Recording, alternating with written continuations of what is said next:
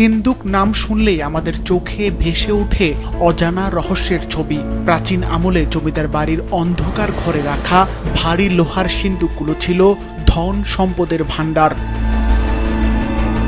কথিত আছে সেই সিন্দুক খুললেই বের হয়ে আসতো স্বর্ণ ও রৌপ্য মুদ্রা, ঝিলমিল করত সোনার গহনা আর অমূল্য রত্ন। সেই সব সিন্দুক পাহারা দিত রাজার বিশ্বস্ত প্রহরীরা। কেউ কেউ বিশ্বাস করত সেই সিন্দুকের চারপাশে ঘোরাফেরা করে আত্মারা। সেই ভয়ে জমিদার বাড়ির সেই ঘরের দরজায় পা রাখার সাহস করত না সাধারণ মানুষ। প্রায় 2 শতাব্দী আগের তেমনি এক সিন্দুক ঘিরে এখন নতুন করে ছড়িয়ে পড়েছে চাঞ্চল্য। পুরনো সেই সিন্দুক দুইটি আজ সাধারণ মানুষের কৌতূহলের জায়গায় পরিণত হয়েছে।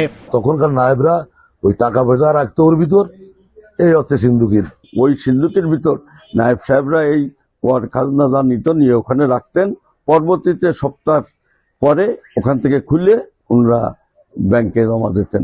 সরেজমিনে গিয়ে দেখা যায় যশোরের অভয়নগর উপজেলার সিদ্দিপাশা ভূমি অফিসে পরিত্যক্ত এক রুমে রয়েছে লোহার 2টি সিন্দুক।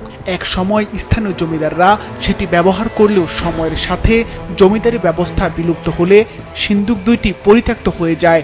বিষয়টি নিয়ে অবগত বলে জানালেন উপজেলা নির্বাহী অফিসার। প্রাচীন আমলের জমিদারদের রেখে যাওয়া 2টি সিন্দুকের ব্যাপারে আমি আগেও শুনেছি, আপনাদের কাছ থেকেও জানতে পারলাম।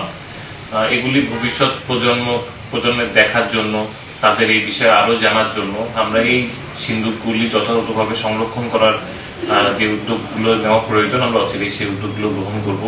ঐতিহাসিক গুরুত্ব বিবেচনায় নিয়ে প্রায় 2 শতাব্দী পুরনো সিন্দুক 2টি ভবিষ্যৎ প্রজন্মের জন্য সংরক্ষণ করা হবে, এমনটাই প্রত্যাশা করছেন স্থানীয় বাসিন্দারা। সিফাত রহমান, মাছরাঙা নিউজ ডেস্ক।